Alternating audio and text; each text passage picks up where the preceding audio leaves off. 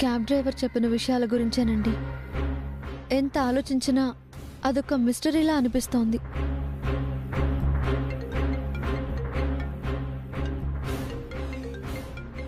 రావు గారు. హలో రావు గారు, ఏంటి ఈ టైంలో కాల్ చేశారు? సారీ అభిరామ్ గారు, చిన్న క్లారిఫికేషన్ కోసం ఫోన్ చేశాను. చెప్పండి. ఈరోజు మీరు మీ మిస్సెస్ ఓ క్యాబ్ ట్రావెల్స్ దగ్గర ఉండడం చూశాను. అవునండి, చిన్న ఎంక్వైరీ కోసం వెళ్ళాం. మీ తమ్ముడు అఖిల్కు హారికకు డైవర్స్ అయ్యాయంట కదా? ఆ విషయం ఎందుకు అడుగుతున్నారు? ఏం లేదు, ఈరోజు మీరున్న క్యాబ్ ట్రావెల్స్ దగ్గర మీ మరదలు హారిక ఉండడం చూశాను. హారిక అక్కడుందా? అయినా హారిక అక్కడేం చేస్తుంది? నాకు తెలియదండి, మీ ముగ్గురు కలిసే అక్కడికి వచ్చారనుకున్నాను. లేదు రావు గారు, నేను మా మిస్సెస్ మాత్రమే వచ్చాం. మాకు హారిక ఎక్కడ కనిపించలేదు. అంటే తను మీకు దూరంగా ఉందండి. దూరంగా ఉందా? అవును, కాస్త దూరంగా ఉండి మిమ్మల్ని అబ్జర్వ్ చేయడం చూశాను. ఏదైనా ఇష్యూవా సార్? ఏం లేదండి, నేను తర్వాత కాల్ చేస్తాను. ఏమైందండి? ఎవరో హారిక గురించి చెప్తున్నారేంటి? వసు గారు, ఈరోజు మనం వెళ్ళిన క్యాబ్ ఆఫీస్ దగ్గర హారిక ఉందంట. వసు గారు, హారిక అక్కడేం చేస్తుందండి? మనల్ని చాటుగా అబ్జర్వ్ చేస్తుంది. మనల్ని చాటుగా అబ్జర్వ్ చేయాల్సిన అవసరం హారికకేంటి? సంథింగ్ రాంగ్ వసు గారు. హారిక ఏదో మేనేజ్ చేయడానికి అక్కడికి వచ్చినట్టుంది. అంటే క్యాబ్ డ్రైవర్తో తన గురించి మనతో చెప్పొద్దు అని చెప్పిందంటారా? Something like that. Something fishy. మీ గెస్సింగ్ కరెక్ట్ అనిపిస్తుంది. ఆ క్యాబ్ డ్రైవర్ కోసం వెతుకుతున్నామని ఎలాగో తెలుసుకొని మనకంటే ముందే అక్కడికి వెళ్ళి ఆ క్యాబ్ డ్రైవర్తో హారిక మాట్లాడి ఉండాలి. అంటే శివాని హత్యతో హారికకు ఏదో సంబంధం ఉన్నట్టే కదా? ఖచ్చితంగా అలాంటిదేదో ఉండాలి. తన గురించి బయటికి రాకుండా హారిక జాగ్రత్త పడుతుంది. అంటే మనం చేసే అన్ని ఎంక్వైరీలను హారిక తెలుసుకుంటుందన్నమాట. ఎగ్జాక్ట్లీ. హారిక మనల్ని ఫాలో చేస్తుంది, ప్రతి మూమెంట్ తెలుసుకుంటుంది. మనకంటే ముందొచ్చి క్యాబ్ డ్రైవర్ని మేనేజ్ చేసిందంటే హారికకు ఖచ్చితంగా శివాని హత్యతో సంబంధం ఉండే ఉంటుంది. రేపు ఉదయాన్నే వెళ్ళి ఆ క్యాబ్ డ్రైవర్ని గట్టిగా అడగాలండి. అడుగుదాం వసు గారు. హారిక గురించి వాడి దగ్గర నుంచి నిజమంతా రాబడదాం. శివాని హత్యకు హారికకు సంబంధం ఉందని తేలితే హారికను అస్సలు క్షమించకూడదండి, జైలుకు పంపించాలి. అసలు హారికకు మనం ఎంక్వైరీ చేస్తున్న విషయాలు ఎలా తెలుస్తున్నాయి? ఎవరు చెప్తున్నారో కూడా కనిపెట్టాలి.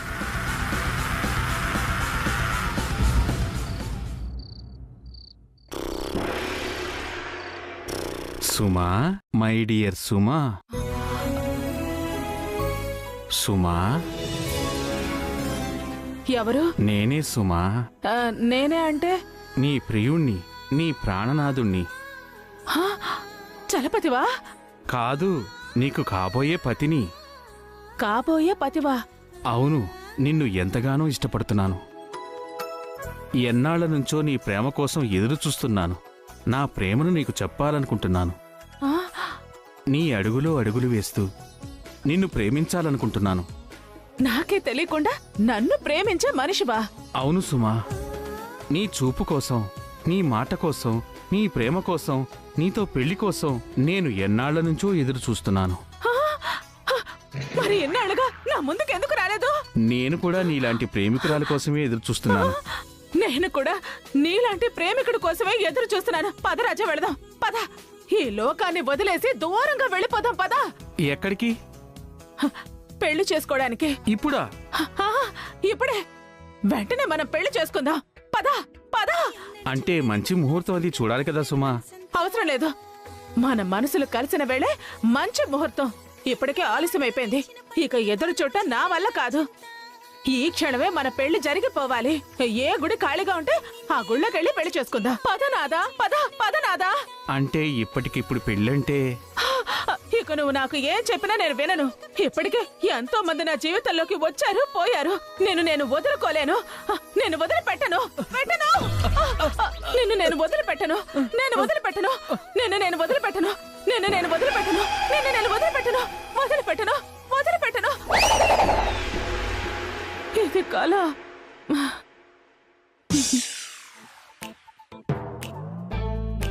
ఎంత మంచి కళ.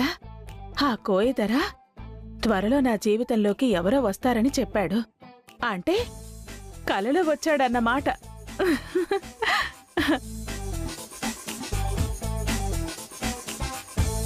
తెల్లవారుజామున 4 అయింది. అంటే ఈ కళ నిజం అవుతుందన్నమాట. రేపు మళ్ళీ ఆ కోయిదర్ను కలిసి నా లవర్ ఎప్పుడొస్తాడో అడగాలి.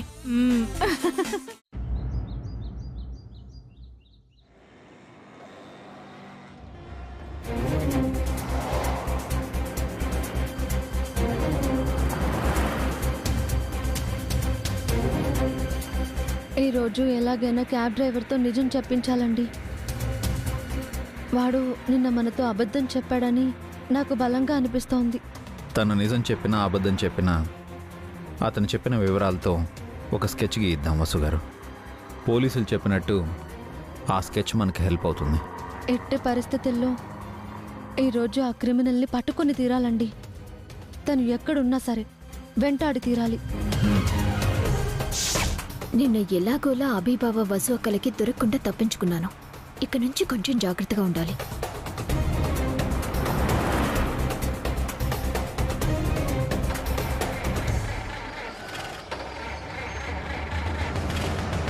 ఏమైంది డ్రైవర్? ఏమో మేడం, కార్ ట్రబుల్ ఇచ్చింది. వెళ్ళి చూస్తాను.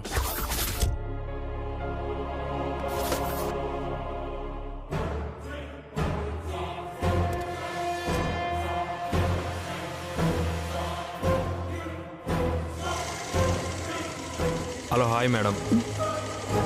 మీరేంటి ఇక్కడ? ఏమైంది మేడం? నువ్వేంటిక్కడ? ఈరోజు డ్యూటీకి వెళ్ళలేదా? లేదు మేడం, నిన్న మీరు డబ్బులు ఇచ్చారు కదా, మా ఊరు వెళ్తున్నాను.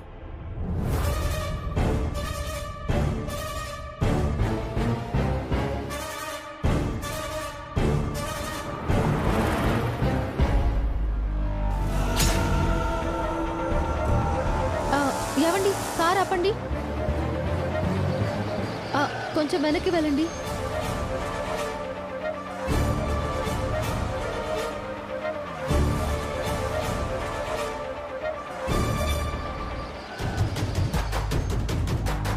ఏంటండి? ఏవండి, కొంచెం అటు చూడండి. క్యాబ్ డ్రైవరు హారికతో మాట్లాడుతున్నాడు.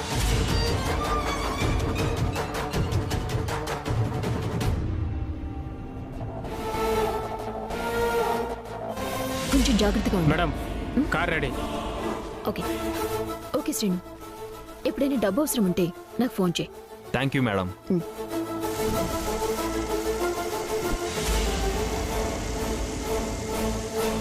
త్వరగా క్యాబ్ డ్రైవర్ని పట్టుకుందాం, పదండి. ఓకే అండి.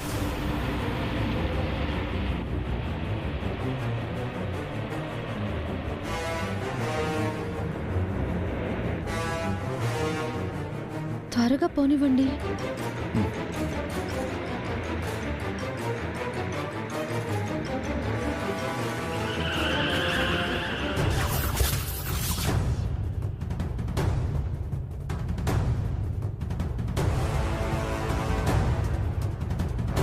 ఏంటి సార్ మళ్ళీ వచ్చారు? ఇందాక నువ్వు మాట్లాడిన ఆ అమ్మాయి ఎవరు? ఏ అమ్మాయి సార్? నిన్న నీకు నేను ఫోన్లో చూపించిన అమ్మాయి. ఆ అమ్మాయి ఎవరో నాకు తెలియదు మేడం. తెలియకుండానే తనతో అంతసేపు మాట్లాడావా? అది ఆ మేడం నన్ను అడ్రస్ అడిగింది సార్. తను వేరే క్యాబ్లో వెళ్తూ నిన్ను అడ్రస్ అడిగిందా? అంటే ఆ క్యాబ్ డ్రైవర్ ఎవరో నాకు తెలుసు మేడం. నిజానికి నేను వాడితోనే మాట్లాడుతున్నాను. మర్యాదగా నువ్వు నిజం చెప్పకపోతే ఇప్పుడే నిన్ను 4 తన్ని పోలీస్ స్టేషన్కి తీసుకెళ్తాం. ఏంటి సార్ ఏమంటున్నారు? నేనేం తప్పు చేశాను? నిజం చెప్తావా లేదా? చెప్పు. సార్ పట్టుకోండి సార్. సార్ మా అమ్మ హాస్పిటల్లో ఉంది. నేను ఊరు వెళ్తున్నాను సార్. నిజం చెప్పి వెళ్ళు. నేను డబ్బు కోసం కకృతిపడి నేను మీకు అబద్ధం చెప్పాను సార్. అది ఆ రోజు నా క్యాబ్లో వచ్చింది మీ ఫోన్లో చూపించిన అమ్మాయే. ఆ రోజు ఏం జరిగింది? అక్కడ ఏం జరిగిందో నాకు తెలియదు సార్. ఆ మేడం నా క్యాబ్లో వచ్చారు. ఏదో పనుందని ఆ ప్లేస్కి తీసుకువెళ్ళారు. నేను డ్రాప్ చేసి వచ్చేసాను. నాకు అంతే తెలుసు సార్. ఇంకేదైనా దాచావా? నిజం చెప్పు. అమ్మ తోడు మేడం, నాకు తెలిసిందంతా చెప్పాను. సరే, ఏదైనా దాచావని తెలిసిందో జైల్లో ఉంటావు. ఓ హ్మ్.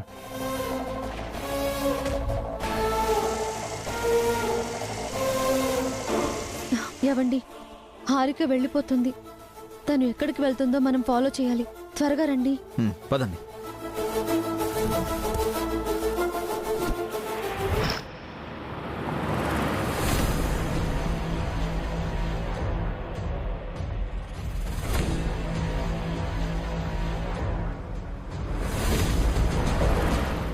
అదిగోండి హారిక కారు.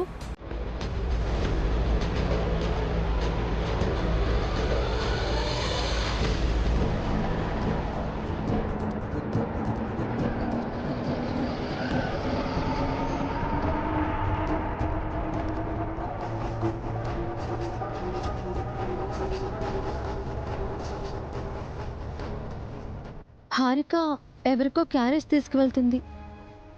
ఇక్కడ ఎవరో ఉన్నారు.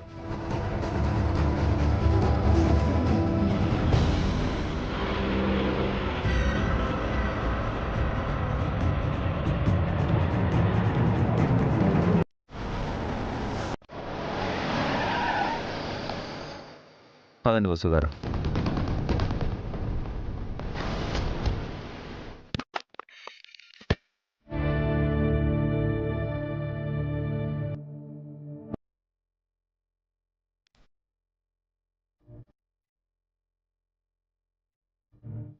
ఈ ఇంట్లోకే వెళ్ళింది కదా? హా, రండి.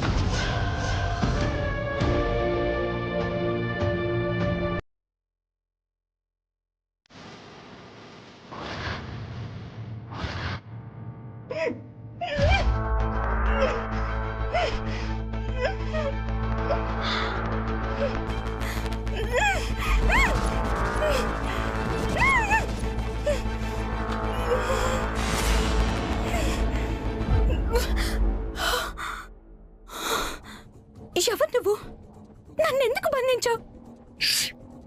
అరువుకు అరిచి అనవసరంగా నీ ఎనర్జీని వేస్ట్ చేసుకోకు. నా కోసం మా అమ్మ తమ్ముడు ఏడుస్తూ ఎదురు చూస్తుంటారు. నన్ను వదిలే. వదిలేస్తా, కానీ ఇప్పుడు కాదు. నీతో పనుంది. నీకోసం ఫుడ్ తీసుకొచ్చాను, తిను. నాకు ఫుడ్ వద్దు, ఏమీ వద్దు. నన్ను వదిలే. మాట్లాడుకో, ముందు తిను. తినవే, తిను. అరే,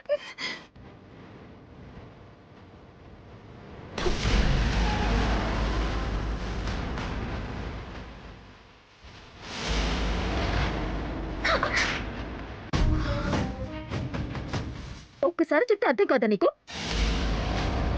నీ వాళ్ళ దృష్టిలో నువ్వెప్పుడు చచ్చిపోయావే. ఇప్పుడు ఫుడ్ తినకపోతే నిజంగానే చేస్తావు. దయచేసి నన్ను వదిలే. నేను మా ఇంటికి వెళ్తాను.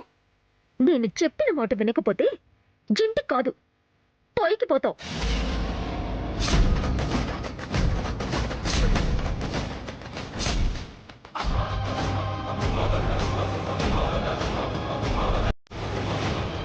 నా పని అయ్యాక నేను నిన్ను వదిలేస్తాను. అప్పటి వరకు నువ్వు బతికి ఉండాలి.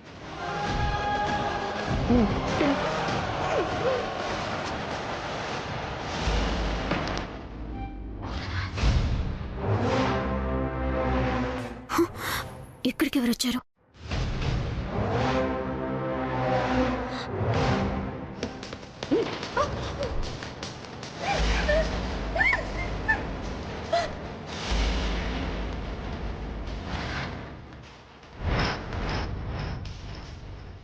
వీళ్ళు ఎక్కడికి ఇలా వచ్చారో? ఇది చచ్చింది అనుకుంటున్నారు. బతికి ఉందని తెలిస్తే నా ప్లాన్ ఫెయిల్ అవుతుంది. అర్జెంటుగా దీన్ని దాచేయాలి. నా కోసం ఎవరో వచ్చినట్టున్నారు. నేను ఇక్కడ ఉన్నానని ఎలాగైనా వాళ్ళకు తెలియచేయాలి.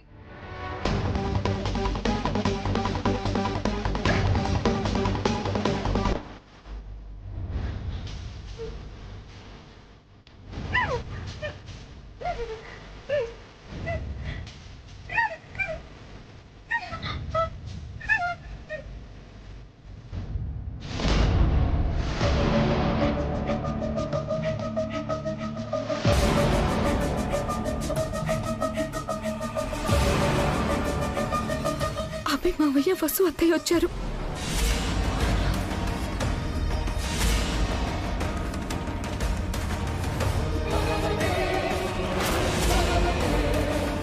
ఏవండి, ప్లేస్ చూసారా? చాలా తేడాగా ఉంది. అవును వసు గారు, హారిక ఇక్కడ ఎవరినో బంధించినట్టుంది. అది నన్నే మావయ్య, ప్లీజ్ సేవ్ మీ.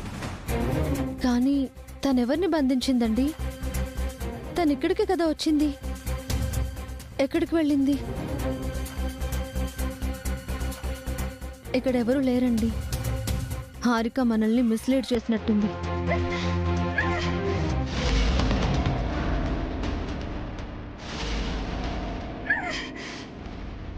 అటు చూద్దాం రండి.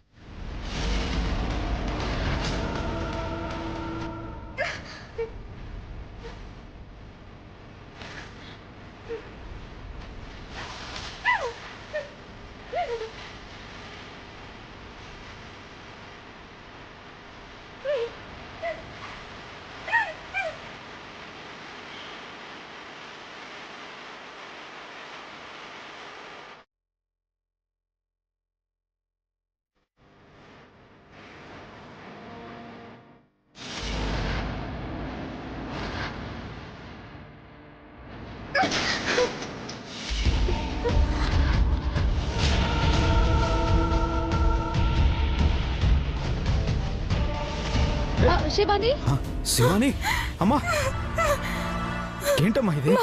ఏమైందమ్మా?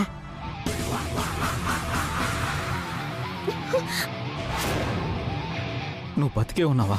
అవును మావయ్య, 4 రోజుల నుంచి తనెవరో నన్ను ఇక్కడే బంధించింది.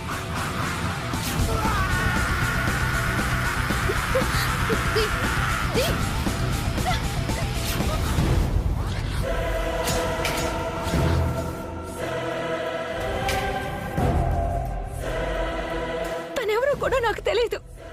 తను ఎవరో కాదు, నీ మాజీ చిన్నత్తయ్య.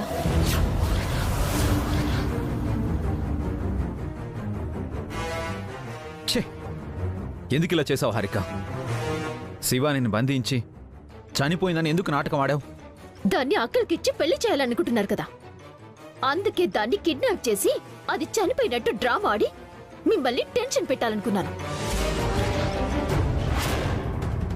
నువ్వు మనిషివేనా? ఆడపిల్లవేనా? సాటి ఆడపిల్ల పట్ల ఇంత క్రూరంగా ప్రవర్తిస్తావా? అఖిల్ నా సొంతం. ఆ స్థానాన్ని ఎవరు సొంతం చేసుకోవాలనుకున్నా నేను ఇలాగే చేస్తాను. నీకు అఖిల్ మీద అంత ప్రేమే ఉంటే వాడికి ద్రోహం చేసేదానివే కాదు. ద్రోహం చేసింది మీరు. నన్ను నమ్మించి మోసం చేసింది ఈ వసు అక్క.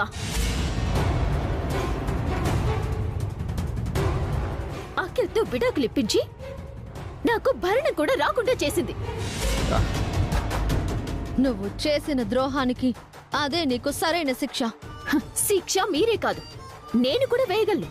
అందుకే మిమ్మల్ని బెదిరించటానికి బయటికొచ్చిన శివానిని కిడ్నాప్ చేశాను. ఆ ప్లేస్ లో మరో అమ్మాయి డెడ్ బాడీ పెట్టి శివానియే చనిపోయినట్టు మిమ్మల్ని టెన్షన్ పెట్టాను. శివాని అమ్మ నిన్ను ప్రతిరోజు బ్లేమ్ చేసేలా చేశాను.